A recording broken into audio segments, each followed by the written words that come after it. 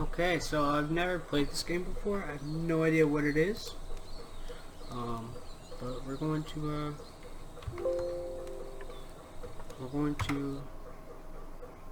see what it is. But first, let's fix some of this. Speaker configuration. Nope. Headphones. 2 speakers. 2 headphones. Sound quality high. We'll put closed captioning on, or don't do that. Aspect ratio, widescreen, yeah. Resolution, yep, that's good. Display mode, laptop, no. Okay, advanced option, anti-aliasing filter mode. And I probably should have done this before I started recording, but hey, you know, it's alright. So we'll go back. Okay. Begin the game. I just call it beginner's guide.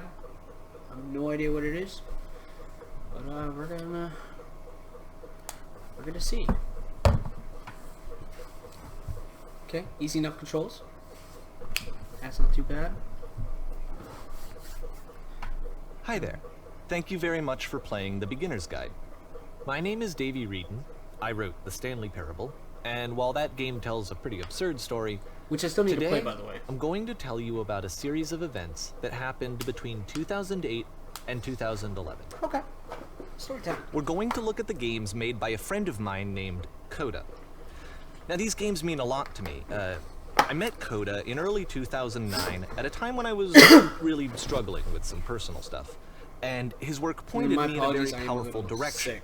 I found it to be a good reference point for the kinds of creative works that I wanted to make. So just to start you off, this is, I think, the first game he ever made. It's a level for Counter-Strike. Oh, yeah. You can walk around here, by the way. And mostly it's just...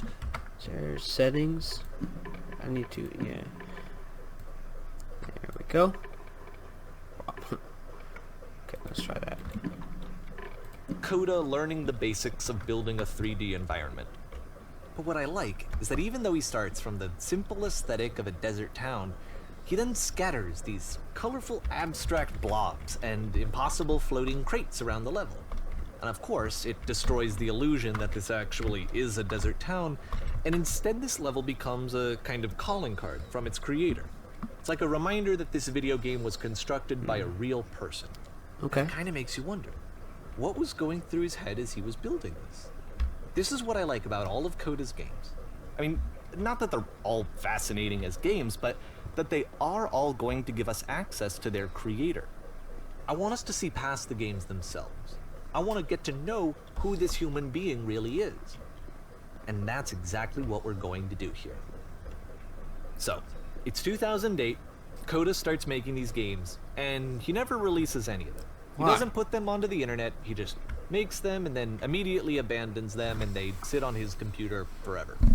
And I think he really understood this image of himself as a recluse. At one point he jokingly renamed his computer's recycling bin to Important Games Folder. Okay. So, you know, this was just how he worked. He tended to crank them out one after the other without even really pausing to try to understand what he had just made, until suddenly one day he just stopped. In 2011, that was it. He made his last game, and then he hasn't made another one since. And that's why I've taken this opportunity to gather all of his work together, is because I find his games powerful and interesting, and I'd like this collection to reach him, to maybe encourage him to start creating again. And if the people like you who play this also happen to find his work interesting, then I'm sure it'll just send that much stronger of a message of encouragement to Coda. So thanks for joining me on this. If you have a particular interpretation that I haven't mentioned here, or if you just need to get in touch, you can email me at daveywreden@gmail.com. Okay, that's about it for introduction. Let's take a look at Coda's first proper game. As each game is loading, I'll show you the date that it was completed. This first one was made in November 2008. Okay. Ooh.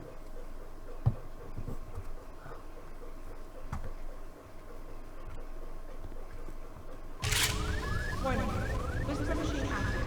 Shift to structure imminent. This game is called Escape from Whisper, and it's one of the more generic games you'll see from Coda.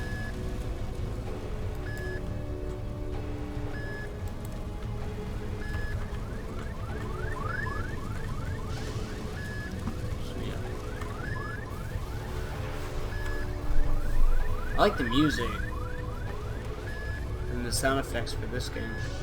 Security call breached. Hostile alien life forms inbound. It kind of looks like this game was abandoned mid-development. Yeah. For instance, you have this gun, which you'd think would indicate that there are supposed to be monsters or enemies somewhere, but then clearly there are no enemies anywhere. You can't even reload the gun when you run out of bullets. But ultimately we don't really know. Maybe Coda thought that actually it was complete the way that it is. And I think that we should talk about his games for what they are, rather than for what they're not. Okay. I can see that. Enemy force If we're gonna break it down, I mean, begin ship evacuation. it's not what the English teachers do for books, even though... No, they... Okay, I'm... Shut up, this room. Ooh, can I go out here? Yeah, they always make I us love like... how you can see the bottom of the universe from this room. That's cool. Yeah, they always like look into books and shit, and you're like, what is... And then like, look for like a deeper meaning. But sometimes it really honestly just isn't. Ooh, we're in a maze. Apparently this space station has a labyrinth on it. Sure, I don't know. There's really no reason for it that I've ever been able to discern, so in the interest of time, I'm just gonna skip you on past it. Oh, thanks. Okay, this is the part that's interesting.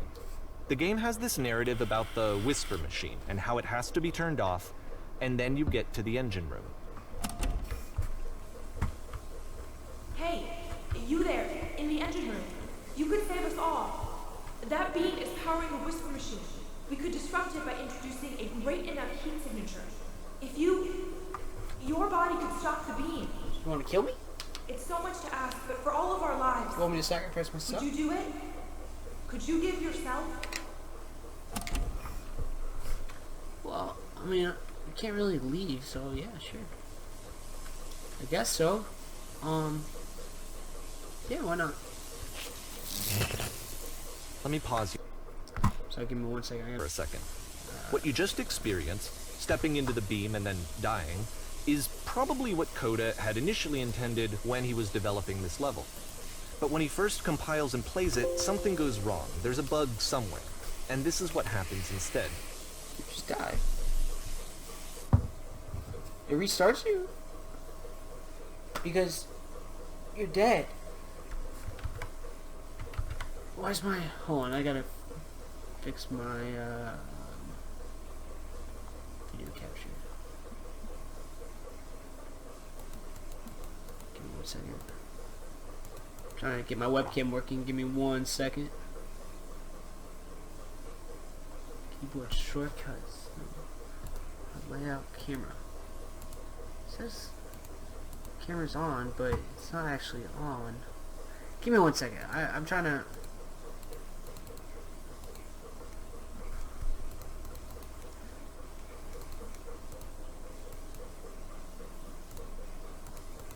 Let me turn it off and on again. How's it working? No, it's still not working. Give me 1 second.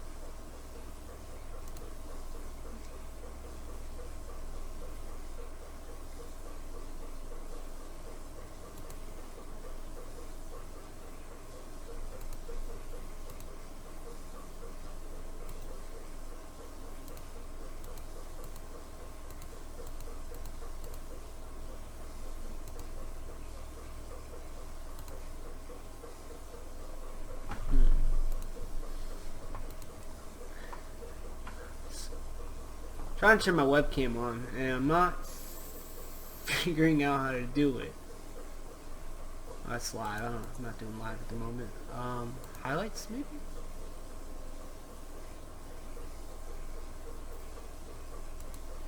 No. Photo mode game filter. Photo mode allows you to photograph supported games using game filter customize the printed gameplay with those. No. Video capture. If I click it, it doesn't give me a webcam, and I don't know if I'm gonna stop recording. Actually, no, let me go. Yeah, I'm gonna stop recording. I'm gonna restart it up right here. See, I'm still not getting my webcam on. There it is. There we go. Okay. Hey, sorry, I'm back. Had to get the webcam rolling. But we're good to go. And actually, I'm going to move it to the top left because I don't like it at the bottom right. So we're going to move that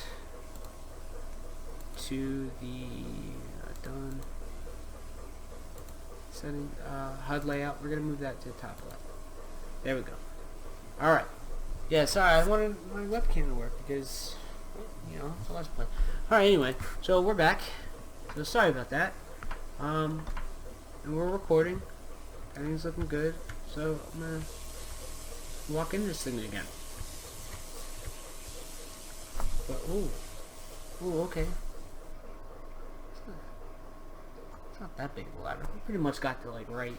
The beam causes you to start floating. I'm pointing like you And can this is see an it. important moment for him. Because yes, this is technically a glitch, but Coda identifies something human about it. Like how small it makes you feel in the face of this larger chaotic system. Or this floating could be the afterlife, a peaceful place, juxtaposed against all of the hysteria that you've just had to traverse.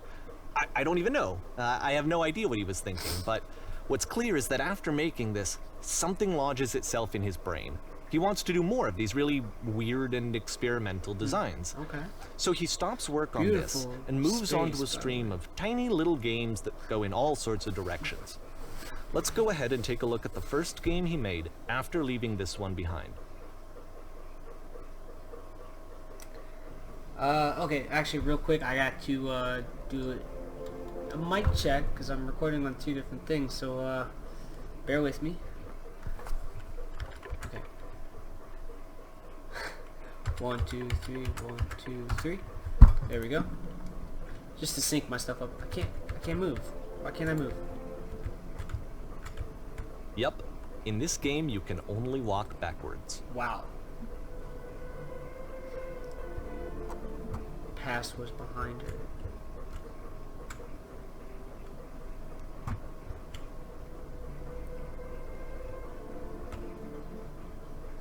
So it's a short and relatively minimalist experiment combining motion and narrative. It is less advanced than the previous game, but actually it seems to be more focused, more complete. Coda's trying to give it a unique voice rather than simply basing it on a pre-existing trope.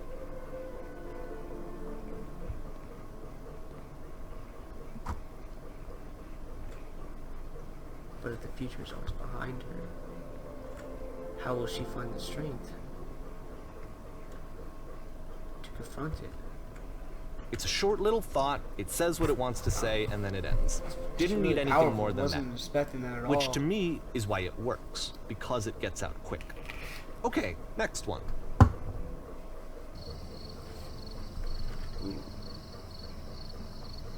Guess I'll follow the path. Alright. My field of view is like, you are now entering, it's like 4 feet, but okay.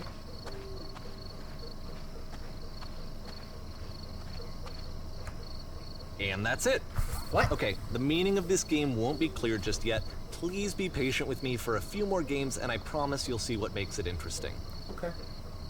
That was Oftentimes, Coda would put bizarre titles like this one at the start of his games. I wish I'd known him at the time that he was making these early games. He would really only talk to me about his work as he was making it. Once he stopped work on a game, like, that was it. It was dead to him. And I don't agree with that at all, but what are you gonna do? okay. I'm going like really slow. Once you've been slowed to an absolute crawl, the door at the top of the stairs opens. So why, if Coda's not showing these games to anyone, why bother opening the door at all? Well, to show you, I'm modifying the game here so that when you press enter, it'll bring you back up to full speed so you can enter the door for yourself. Wait, does it go to a complete stop? Like, if I just hold up, will I eventually make it? Because really, isn't... Maybe this is all about patience and, like, you know, earning it without... I don't want to hit enter because, like, game wasn't designed for that. And, it you know, if he's really going for, like, a whole, like, he's designing his games for how he feels, and, you know, I shouldn't really bypass it. I mean, I know I bypassed the maze, but I don't have a choice. And here I have a choice. This is more so like, yeah, it's a slow crawl, but it's like, but at the end of it, you know, I can say that, you know, I did that. You know, I did that. I made it up to the top. I didn't use any shortcuts. I didn't cheat. You know, I endured it. I went through it, and then maybe that's why you come to a complete stop. I mean, then again, I don't know. I'm not this guy, so I don't know. But I'm gonna stick to it because I'm almost there now. So I'm sticking to it. And and the struggle's there too because I really want to hit enter. But the step I see the destination is just so it's right there. I can just reach out and touch it, you know, a little bit. But does it like, I don't know. It's just like, I don't know. I feel like you're not supposed to. I feel like you're not supposed to skip these. Because it's like, I don't know. I'm running out of things to say for the stairs, if you're wondering. But I was not ready to talk this much. I thought this I mean, because this is a narrative game. I knew that going into it. I don't know anything else about the game, but I know it's a narrative-based game, so I figured I wasn't going to be talking a lot. I'm so close. So, was not prepared. Let's see, come on.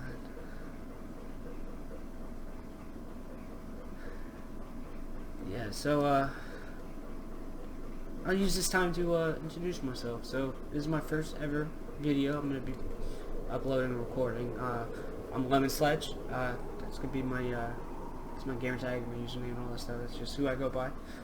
And, you know, I'm just trying to, I just got a computer and I'm really trying to just start my career in the gaming industry, you know, really work at it. You know, I've been practicing from here and there with a few things, but I finally got some software and hardware. I'm able to actually finally get this stream that I have going, and, you know, without you guys, it wouldn't be possible. So I really appreciate you guys taking your time out to watch me and check me out and give me, you know, a chance to show you, you know, that my passion is this is what I want to do. So really appreciate that. Now let's finally go through this door. All right, let's see. Oh, almost there. Almost there. It's so close. I gotta go around the frame. Oh. There we go. And I'm in. I'm in.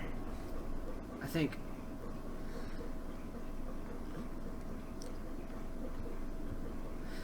But yeah, so I really appreciate it, and if you would, you know, be so kind to subscribe. You know, I'll be uploading videos hopefully regularly. I do stream a lot, so if you're on Mixer, look me up. It's I'll put the link in the description as well. But yeah, I do a lot of stuff. Just you. The game is nothing but giant box of text explaining what's happening. A series of lavish menus come with the game, giving you incorrect instructions on how to play. And nice, and filled with little ideas for games. Oh, button you press to stop the case if that's what.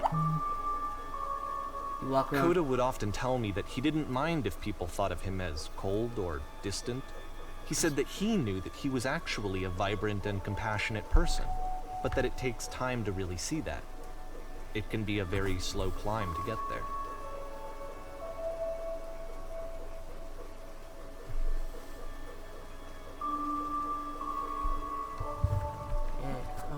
Okay, we're loading.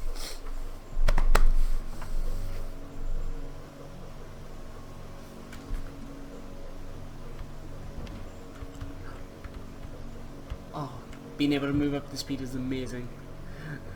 You always take that for granted, but you don't realize like how normal it is to just walk at a normal speed until you can't.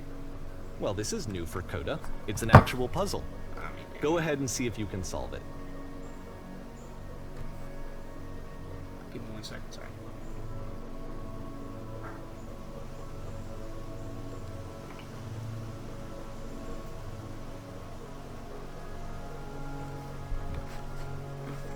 Okay. this? Okay.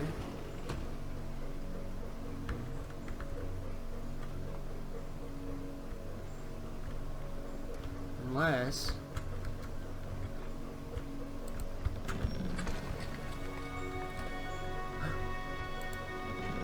Don't forget that solution, because we're going to see this puzzle again soon. Really? We're gonna see it a lot. Okay. Pretty straightforward.